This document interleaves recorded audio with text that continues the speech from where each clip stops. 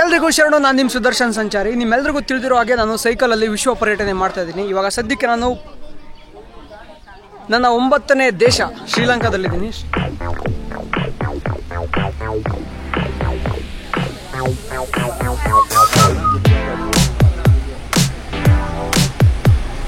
ಶ್ರೀಲಂಕಾದಲ್ಲಿ ಒಂದು ಮಿನಿ ತಮಿಳುನಾಡೇ ಇದೆ. ನಾನು ಕಳೆದ 2 ದಿವಸಗಳಿಂದ ಆ ಭಾಗವನ್ನು ದಾಟ್ಕೊಂಡು ಬಂದೆ.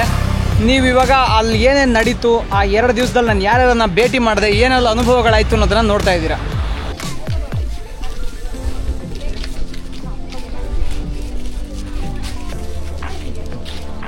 ನಾವು ಇವಾಗ ರಾವಣನಿಂದ ಸೃಷ್ಟಿಯಾದಂತಹ ಬಿಸಿ ನೀರಿನ ಬುಗ್ಗೆಗಳಿಗೆ ಬಂದಿದ್ದೀವಿ. ದೇಶಿ ಪ್ರಜೆಗಳಿಗೆ 100 ರೂಪಾಯಿ, ಸ್ಥಳೀಯ ದೇಶಿ ಪ್ರಜೆಗಳಿಗೆ 50 ರೂಪಾಯಿ ಕಲೆಕ್ಟ್ ಮಾಡ್ತಾ ಇದ್ದಾರೆ.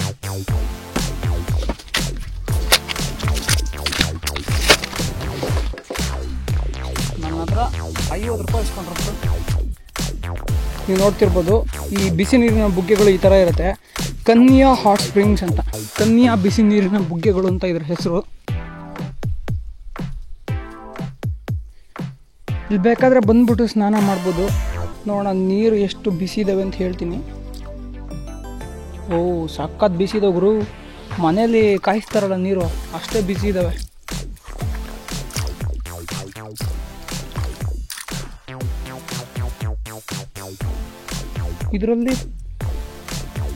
ಇದರಲ್ಲೂ ಅಷ್ಟೇ ಬಿಸಿ ಇದ್ದಾವೆ.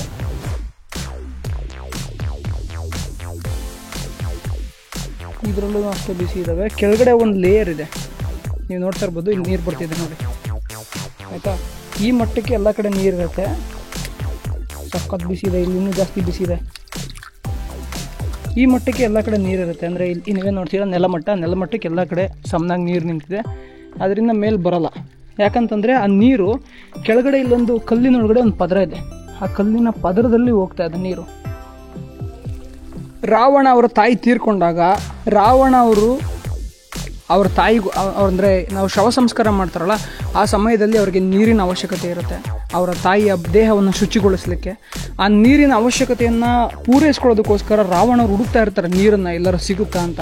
ಸಿಗಲ್ಲ ಅವ್ರಿಗೆ ನೀರು. ಆವಾಗ ಅವರು ಇಲ್ಲಿ ತಮ್ಮ ಕತ್ತಿಯಿಂದ ಹೊಡಿತಾರೆ. ತಮ್ಮ ಕತ್ತಿಯಿಂದ ಹೊಡೆದಾಗ ಇಲ್ಲಿ 7 ಬಾವಿಗಳು ಸೃಷ್ಟಿಯಾಗುತ್ತೆ. ನೀವು ನೋಡ್ತಾ ಇರ್ಬೋದು, 1 2 3 4 5 6 7. ನಾನಿವಾಗ ಸಂಪೂರ್ಣವಾಗಿ ಸ್ನಾನ ಮಾಡೋಕ್ಕಂತೂ ಆಗಲ್ಲ, ಯಾಕಂತಂದರೆ ಸೈಕಲ್ ಹೊಡಿಬೇಕು. ಕನಿಷ್ಠ ಪಕ್ಷ ತಲೆ ಮೇಲಾದರೂ ಕರೆಕ್ಟಾಗಿ ನೀರು ಹಾಕೋತೀನಿ.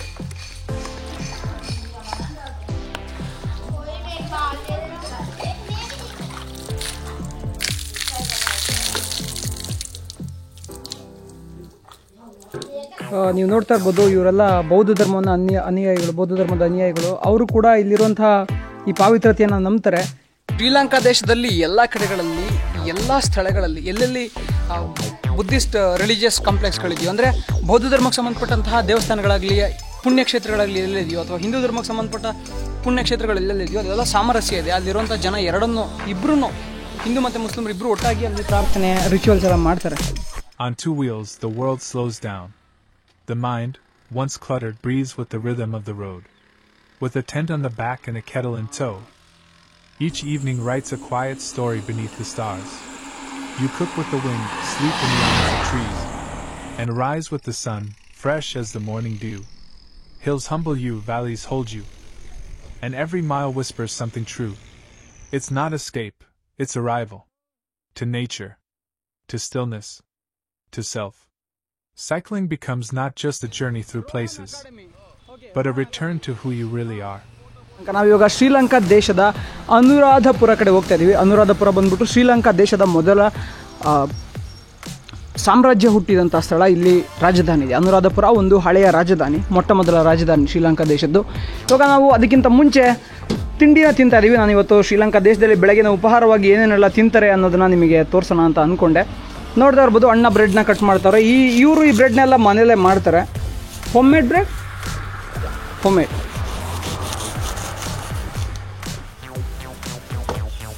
ಒಂದು ಬ್ರೆಡ್ಡಲ್ಲಿ ಅರ್ಧ ಮಾಡಿ, ಅರ್ಧ ಬ್ರೆಡ್ಡಲ್ಲಿ 3 ಪೀಸ್ ಆಗಿ ಕನ್ವರ್ಟ್ ಮಾಡಿದ್ರು. ಸೊ ನಾವಿವಾಗ ಶ್ರೀಲಂಕಾ ದೇಶದಲ್ಲಿ ಊಟ ಮಾಡೋಕ್ಕೆ ಅಂತ ಬಂದಿದ್ದೀವಿ. ಇಲ್ಲಿ ಏನೇನಿದೆ ಅಂತ ನೋಡೋದಾದರೆ ಬ್ರೆಡ್ ಇದೆ. ನಮಗೆ ಬ್ರೆಡ್ ಜೊತೆ ಏನೇನು ಹಾಕ್ಕೊಡ್ತಾರೆ ಇವಾಗ ನೋಡೋಣ. ಬೆಳಗಿನ ತಿಂಡಿಯಾಗಿ ಇದನ್ನು ತಿಂತಾರೆ ಇವರು. ನೋಡ್ತಾ ಇರ್ಬೋದು, ಬ್ರೆಡ್ ಜೊತೆ ಚಿಕನ್ ಮತ್ತು ದಾಲ್ ಕೊಟ್ಟಿದ್ದಾರೆ. ನಮ್ಮ ಹಳ್ಳಿ ಕಡೆ ಮಾಡ್ತಾರಲ್ಲ ದಾಲ್, ಚಿಕ್ಕ ಪುಟ್ಟ ಡಾಬುಗಳಲ್ಲಿ ಆ ಥರ ಇರುತ್ತೆ ಇಲ್ಲಿ.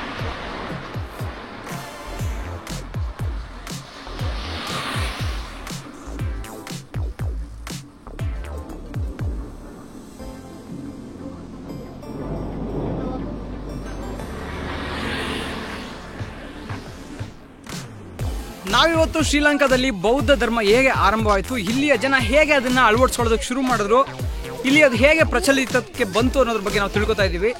ಜಾಸ್ತಿ ಗುಂಜು ಮಾಡ್ದೇನೆ ನೇರವಾಗಿ ವಿಡಿಯೋದೊಳಗೆ ಹೋಗೋದಾದ್ರೆ, ಮೊದಲನೇದಾಗಿ 3ನೇ ಶತಮಾನದಲ್ಲಿ ಕ್ರಿಸ್ತ ಪೂರ್ವ ಅಂದರೆ 2300 ವರ್ಷಗಳ ಹಿಂದೆ ಇಲ್ಲೊಂದು ಸಾಮ್ರಾಜ್ಯ ಇತ್ತು. ಅದನ್ನ ಅನುರಾಧಪುರ ಸಾಮ್ರಾಜ್ಯ ಅಂತ ಕರಿತಾ ಇದ್ರು. ಆ ಅನುರಾಧಪುರ ಸಾಮ್ರಾಜ್ಯ ಭಾರತದ ಮೌರ್ಯ ಸಾಮ್ರಾಜ್ಯದ ಜೊತೆಗೆ ಉತ್ತಮ ಸಂಬಂಧವನ್ನು ಇಟ್ಕೊಂಡಿತ್ತು. ಮೌರ್ಯ ಸಾಮ್ರಾಜ್ಯ ಅಂದ ತಕ್ಷಣ ನಿಮ್ಮೆಲ್ಲರಿಗೂ ನೆನಪಾಗುವಂಥದ್ದು ರಾಜ ಅಶೋಕ. ರಾಜ ಅಶೋಕ ಅವ್ರಿಗೂ ಇವ್ರಿಗೂ ಒಳ್ಳೆ ಸಂಬಂಧ ಇತ್ತು.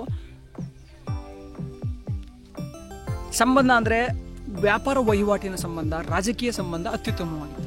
ಯಾವಾಗ ರಾಜ ಅಶೋಕ ಅವರು ಬುದ್ಧನಿಂದ ಇನ್ಫ್ಲೂಯೆನ್ಸ್ ಆಗ್ಬಿಟ್ಟು ಬೌದ್ಧ ಧರ್ಮನ ಅಡಾಪ್ಟ್ ಮಾಡ್ಕೋತಾರೆ, ಅದಾದ ನಂತರ ತಮ್ಮ ಮಕ್ಕಳನ್ನೆಲ್ಲ ಬೌದ್ಧ ಬಿಕ್ಕುಗಳನ್ನಾಗಿ ಮಾಡಿ ಪ್ರಪಂಚದಾದ್ಯಂತ ಬೌದ್ಧ ಧರ್ಮವನ್ನು ಪಸರಿಸೋದಕ್ಕೆ ಅಂತ ಕಳಿಸ್ತಾರೆ.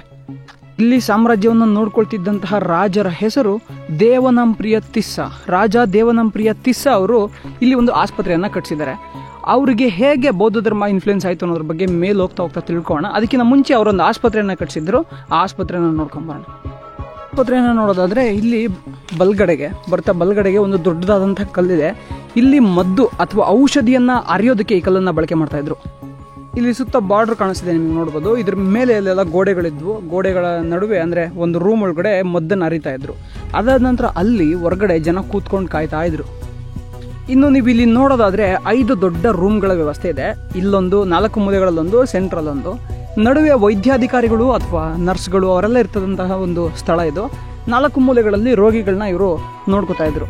ಇಲ್ಲಿ ರೋಗಿಗಳಿಗೆ ಶೌಚಾಲಯದ ವ್ಯವಸ್ಥೆಯನ್ನ ಮಾಡಿದ್ರು. ರೋಗಿಗಳು ಇಲ್ಲಿ ಬಂದು ಸ್ನಾನ ಮಾಡೋದು ಅಥವಾ ಅವರ ನಿತ್ಯ ಕ್ರಮಗಳನ್ನ ಮುಗಿಸುವಂಥ ಏರಿಯಾ ಇದಾಗಿತ್ತು.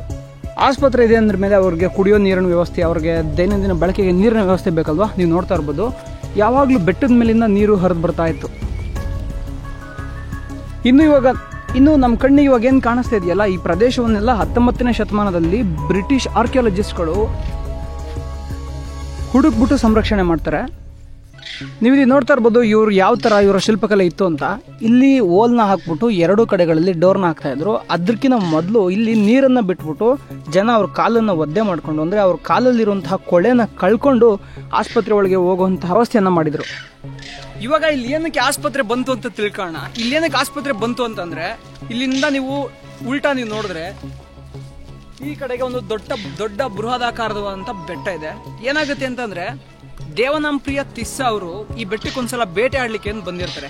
ಆ ಸಮಯದಲ್ಲಿ ರಾಜ ಅಶೋಕ ಅವರು ಅವ್ರ ಮಗನನ್ನ ಪ್ರಚಾರಕ್ಕೆ ಅಂತ ಕಳಿಸಿರ್ತಾರಲ್ವಾ, ಅವರು ಇಲ್ಲಿ ನೆಲೆಸಿರುವಾಗ ದೇವನಂಪ್ರಿಯ ತಿಸ್ಸ ಅವ್ರನ್ನ ನೋಡ್ಬಿಟ್ಟು ಅವ್ರ ಹತ್ರ ಒಂದು 4-5 ಪ್ರಶ್ನೆಗಳನ್ನ ಕೇಳ್ತಾರೆ. ಅವಾಗ ಅವರಿಗೆ ಅರ್ಥ ಆಗುತ್ತೆ ಇವರಿಗೆ ಬೌದ್ಧ ಧರ್ಮದ ಬಗ್ಗೆ ಹೇಳಿದ್ರೆ ತಿಳ್ಕೊತಾರೆ ಅಂತ. ಬೌದ್ಧ ಬಿಕ್ಕು ಆದಂತಹ ಅರಹತ್ ಮಹಿಂದ ಅವರು ದೇವನಂಪ್ರಿಯ ತಿಸ್ಸ ಅವ್ರಿಗೆ ತೇರವಾದ ಬುದ್ಧಿಸಂನ ಹೇಳ್ಕೊಡ್ತಾರೆ. ತೇರವಾದ ಬುದ್ಧಿಸಂನ ಅವ್ರಿಗೆ ಹೇಳುವಾಗ 4 ಪ್ರಮುಖ ವಿಷಯಗಳನ್ನ ಅವ್ರಿಗೆ ಹೇಳ್ಕೊಡ್ತಾರೆ. ಒಂದು ದುಃಖ, ಮತ್ತೆ ಆ ದುಃಖದಿಂದ ಹೊರಬರುವಂತಹ ಮಾರ್ಗ, ದುಃಖಕ್ಕೆ ಕಾರಣಗಳು, ದುಃಖದಿಂದ ಸ್ವತಂತ್ರ, ದುಃಖಕ್ಕೆ ಕಾರಣಗಳು, ಮತ್ತೆ ಅದರಿಂದ ದುಃಖದಿಂದ ಹೊರಬರುವಂತಹ ಮಾರ್ಗ. ಈ 4 ವಿಷಯಗಳನ್ನ ಅರಹತ್ ಮಹಿಂದ ಅವರು ದೇವನಂಪ್ರಿಯ ತಿಸ್ಸ ಅವ್ರಿಗೆ ಹೇಳ್ಕೊಡ್ತಾರೆ. ಅವ್ರಿಗೆ ಹೇಳ್ಕೊಟ್ಟಾಗ ಅವರು ತುಂಬಾ ಇನ್ಫ್ಲೂಯೆನ್ಸ್ ಆಗ್ಬಿಟ್ಟು, ಸರಿ ನಾ ಇದನ್ನ ಒಪ್ಕೋತೀನಿ. ಆಮೇಲೆ ಅವ್ರು ಬೇರೆ ರಾಜನ ಮಗ ಆಗಿರ್ತಾರೆ. ರಾಜನ ಮಗ ಆಗಿದ್ರಿಂದ ಅವ್ರ ಫ್ರೆಂಡ್ ಮಗ ಆಗಿರ್ತಾರಲ್ವಾ, ಹಾಗಾಗಿ ಒಪ್ಕೊಂಡು ಸರಿ ಅಂತ ಹೇಳ್ಬಿಟ್ಟು ಅವತ್ತಿಂದ ಇಡೀ ಶ್ರೀಲಂಕಾ ದೇಶವನ್ನು ಅವರು ಬೌದ್ಧ ದೇಶವನ್ನಾಗಿ ಬದಲಾಯಿಸ್ತಾರೆ. ಸುಮಾರು ಕ್ರಿಸ್ತಶಕ 12ನೇ ಶತಮಾನದ ಹೊತ್ತಿಗೆ ಶ್ರೀಲಂಕಾ ದೇಶದ ಮೊದಲ ಸಾಮ್ರಾಜ್ಯ ಅನುರಾಧಪುರ ಸಾಮ್ರಾಜ್ಯ ಬಿದ್ದೋಗಿರುತ್ತೆ. ಆ ಇಡೀ ಶ್ರೀಲಂಕಾ ದೇಶವನ್ನ ಬೌದ್ಧ ದೇಶವಾಗಿ ಬದಲಾಯಿಸೋದಕ್ಕೆ ಪ್ರಮುಖ ಕಾರಣ ಈ ಸ್ಥಳದ ಹೆಸರು ಮಿಂತಾಲಿ ಅಂತ. ಕೆಳಗಿನಿಂದ ಮೇಲಿನವರೆಗೂ 1840 ಮೆಟ್ಟಿಲುಗಳಿವೆ. ನೀವಿಲ್ಲೇ ನೋಡ್ತಿದ್ದೀರಾ, ಇದನ್ನ ಅಲಮ್ಸ್ ಹಾಲ್ ಅಂತ ಕರೀತಾರೆ. ಇದನ್ನ ಏನಕ್ಕೆ ನಿರ್ಮಾಣ ಮಾಡಿದ್ದು ಅಂತಂದ್ರೆ, ಯಾರ ಹತ್ರ ಜಾಸ್ತಿ ದನ ಕನಕಗಳಿದೆಯೋ ಅವರು ಅದನ್ನ ತಂದ್ಬಿಟ್ಟು ಇಲ್ಲಿ ದಾನ ಮಾಡ್ಬೋದಿತ್ತು. ಯಾರಿಗೆ ಅವಶ್ಯಕತೆ ಇದೆಯೋ ಅವರು ಅದನ್ನ ತಗೊಂಡೋಗಿ ಬಳಸ್ಕೋಬೋದಾಗಿತ್ತು. ಇನ್ನು ಆಸ್ಪತ್ರೆ, ಅಲಮ್ಸ್ ಹಾಲ್ ಇದನ್ನೆಲ್ಲ ಏನಕ್ಕೆ ನಿರ್ಮಾಣ ಮಾಡಿದ್ದು ಅಂತಂದ್ರೆ, ಜನ ಅಟ್ರಾಕ್ಟ್ ಆಗ್ಬೇಕಲ್ವಾ. ಜನಕ್ಕೆ ಏನಾದ್ರೂ ಒಂದು ಸಿಗುತ್ತೆ ಅಂತಂದ್ರೆ ಜನ ಅಲ್ಲಿ ಹೋಗೋದು ಜಾಸ್ತಿ. ಉದಾಹರಣೆಗೆ ಅಲ್ಲೆಲ್ಲರೂ ಊಟ ಹಂಚ್ತಾ ಇದ್ರು ಅಂದ್ರೆ ಎಷ್ಟು ಜನ ಹೋಗ್ತಾರೆ ಹೇಳಿ. ಸೊ ಅದೇ ತರ ಇಲ್ಲಿ ಉಚಿತವಾಗಿ ಆಸ್ಪತ್ರೆ, ಉಚಿತವಾಗಿ ಈ ತರದ ಸೌಲಭ್ಯಗಳೆಲ್ಲ ಸಿಕ್ಕಿದ್ರೆ ಜನ ಆಕರ್ಷಿತರಾಗ್ಬಿಟ್ಟು ಬೌದ್ಧ ಧರ್ಮದ ವಿಷಯಗಳನ್ನ ತಿಳ್ಕೊಳ್ಳೋದಕ್ಕೆ ಬರ್ತಾರೆ ಅನ್ನೋದು ಮುಖ್ಯ ಉದ್ದೇಶ ಆಗಿತ್ತು. ಇನ್ನು ಬೌದ್ಧ ಧರ್ಮದಲ್ಲಿ ಕೂಡ ಇದನ್ನ ಹೇಳಿದ್ದಾರೆ. ಅಂದ್ರೆ ದಯೆ, ಕರುಣೆ, ಪ್ರೀತಿ, ದಾನ, ಧರ್ಮ ಇದನ್ನೆಲ್ಲ ಬೌದ್ಧ ಧರ್ಮದಲ್ಲಿ ಕೂಡ ಹೇಳಿದ್ದಾರೆ. ಹಾಗಾಗಿ ಅದನ್ನ ಕೀ ರೋಲ್ ಆಗಿ ಇಟ್ಕೊಂಡು ಇವರು ಇದನ್ನೆಲ್ಲ ನಿರ್ಮಾಣ ಮಾಡಿದ್ರು. ಇಲ್ಲಿ ಚಿಕ್ಕ ಸ್ತೂಪಗಳಿಂದ ಹಿಡಿದು ದೊಡ್ಡ ದೊಡ್ಡ ಸ್ತೂಪಗಳವರೆಗೆ ತುಂಬಾ ಆಕೃತಿಗಳನ್ನ ನಿರ್ಮಾಣ ಮಾಡಿದ್ದಾರೆ. ನಾವಿಲ್ಲೇನು ನೋಡ್ತಿದ್ದೀವಿ, ಇದು ಕೂಡ ಒಂದು ಮಾನೆಸ್ಟ್ರಿಯ ಭಾಗ ಆಗಿತ್ತು. ಮಾನೆಸ್ಟ್ರಿ ಅಂದ್ರೆ ಒಂಥರ ಹಾಸ್ಟೆಲ್ ಇದ್ದಾಗೆ. ಅಲ್ಲಿ ಬೌದ್ಧ ಧರ್ಮದ ಬಗ್ಗೆ ಜನ ಕಲ್ತ್ಕೋತಾ ಇದ್ರು. ಕಲ್ತ್ಕೊಂಡಾದ್ಮೇಲೆ ಬೌದ್ಧ ಭಿಕ್ಷುಗಳಿಗೆ ಬದಲಾವಣೆ ಆಗಿ ನಂತರ ಅವರು ಹಳ್ಳಿಗಳಿಗೆ ಹೋಗಿ ಊರುಗಳಿಗೆ ಹೋಗಿ ಬೌದ್ಧ ಧರ್ಮವನ್ನು ಪ್ರಚಾರ ಮಾಡ್ತಾ ಇದ್ರು. ಇಲ್ಲಿ 2 ಮುಖ್ಯವಾದ ಶಾಸನಗಳಿದೆ, ನೀವು ನೋಡ್ತಾ ಇರ್ಬೋದು. ಬಲಗಡೆಗೊಂದು, ಎಡಗಡೆಗೊಂದು. ಈ 2 ಕೂಡ ಸಿನ್ಹಳ ಭಾಷೆಯಲ್ಲಿದೆ. ಮೊದಲು ಕೆಳಗೆ ಸಿಕ್ಕಂತಹ ಶಾಸನಗಳು ಬ್ರಾಹ್ಮಿ ಲಿಪಿಯಲ್ಲಿತ್ತು. ಆದರೆ ಇಲ್ಲಿ ನೀವು ನೋಡ್ತಾ ಇರ್ಬೋದು ಸ್ಪಷ್ಟವಾಗಿ ಸಿನ್ಹಳ ಲಿಪಿಯಲ್ಲಿ ಇದನ್ನ ಬರವಣಿಗೆಯನ್ನ ಬರೆದಿದ್ದಾರೆ. ಇದು ಸುಮಾರು 10ನೇ ಶತಮಾನದ ಶಾಸನ. ಇಲ್ಲಿ ಏನನ್ನ ಮೆನ್ಷನ್ ಮಾಡಿದ್ದಾರೆ ಅಂತಂದ್ರೆ, ರಾಜ ಮಹಿಂದ ಅಂದ್ರೆ 4ನೇ ಮಹಿಂದ ಅವರು ಏನೇನು ಕೊಡುಗೆಗಳನ್ನ ಕೊಟ್ಟರು ಅನ್ನೋದು ಕುರಿತು ಇಲ್ಲಿ ಮೆನ್ಷನ್ ಮಾಡಿದ್ದಾರೆ. ಇನ್ನು ನಾವು ರಾಜ ಮಹಿಂದ ಯಾರು ಅಂತ ನೋಡೋದಾದ್ರೆ, ಇವರು ಅನುರಾಧಪುರ ಸಾಮ್ರಾಜ್ಯದ ಒಬ್ಬ ರಾಜ ಆಗಿದ್ರು. ನೋಡ್ತಾ ಇರ್ಬೋದು, ಜನ ಹಾಕೊಂಡಿರುವಂತ ಬಟ್ಟೆಯಲ್ಲಿ 90% ಬಿಳಿ ಬಣ್ಣದಿಂದ ಕೂಡಿದೆ. ಏನಕ್ಕೆ ಅಂತಂದ್ರೆ ಬೌದ್ಧ ಧರ್ಮದಲ್ಲಿ ಬಿಳಿ ಬಟ್ಟೆಗೆ ಅತ್ಯಂತ ಮಹತ್ವವನ್ನು ಕೊಡಲಾಗಿದೆ. ಇಲ್ಲಿ ಕೂಡ ಒಂದು ಶಿಲಾಶಾಸನವಿದೆ. ಈ ಶಿಲಾಶಾಸನ ಬ್ರಾಹ್ಮಿ ಲಿಪಿಯಲ್ಲಿ ಬರೆದಿದ್ದಾರೆ. ನೀವು ನೋಡ್ತಾ ಇರ್ಬೋದು, ಸುತ್ತ ಅದಕ್ಕೆ ಗೇಟ್ ಹಾಕಿದ್ದಾರೆ, ಯಾರು ಒಳಗೆ ಹೋಗ್ಬಾರ್ದು ಅಂತ. ಯಾರೋ ಪುಟ್ಟ ಬಾಲಕ ಸಾಹಸ ಮಾಡ್ತಾ ಇದ್ದಾನೆ. ನೀವು ಇಲ್ಲಿ ಏನ್ ನೋಡ್ತಾ ಇದ್ದೀರಾ, ಇದರ ಹೆಸರು ಸೆಲಾ ಸ್ತೂಪ ಅಂತ. ಸಿನ್ಹಳದಿಂದ ಕನ್ನಡಕ್ಕೆ ಹೇಳೋದಾದ್ರೆ ಸೆಲಾ ಅಂದ್ರೆ ಕಲ್ಲು ಅಂತ ಅರ್ಥ. ನಿಮ್ಮ ಕಣ್ಣಿಗೆ ಕಾಣುತ್ತಿರುವ ಹಾಗೆ ಈ ಸಂಪೂರ್ಣವಾಗಿ ಇಲ್ಲಿರುವಂತಹ ಸ್ತೂಪವನ್ನ ಕಲ್ಲನ್ನ ಬಳಕೆ ಮಾಡಿ ಸ್ಥಾಪನೆ ಮಾಡಿದ್ದಾರೆ. ಹಾಗಾಗಿ ಇದಕ್ಕೆ ಸೆಲಾ ಸ್ತೂಪ ಅಂತ ಕರೀತಾರೆ. ಈ ಸೆಲಾ ಸ್ತೂಪ ಅನುರಾಧಪುರದಲ್ಲಿರುವಂತಹ ಇತರ ಸ್ತೂಪಗಳಂತೆ ಇದೆ. ಆದರೆ ಮೇಲ್ಭಾಗದಲ್ಲಿ ನೀವು ನೋಡ್ತಾ ಇರ್ಬೋದು, ಚೌಕಾಕಾರದಲ್ಲಿ ಒಂದು ಆಕೃತಿಯನ್ನು ನಿರ್ಮಾಣ ಮಾಡಿದ್ದಾರೆ. ಅದೊಂದು ಇದರಲ್ಲಿ ನಾವು ಕಾಣುವಂತಹ ಬದಲಾವಣೆ. ಅದನ್ನ ಹೊರತಾಗಿ ಮಿಕ್ಕಿದೆಲ್ಲವೂ ನಾವು ಇಲ್ಲಿ ನೋಡೋದಾದ್ರೆ ನೋಡಿ, ಕಲ್ಲನ್ನು ಬಳಕೆ ಮಾಡಿದ್ದಾರೆ. ಈಗ ಆಧುನಿಕವಾಗಿ ಇದೆಲ್ಲ ಸಿಮೆಂಟ್ ಹಾಕಿದ್ದಾರೆ, ಆದರೆ ಮೂಲವಾಗಿ ಇದನ್ನ ಕಲ್ಲಲ್ಲಿ ಕಟ್ಟಿದ್ದಾರೆ.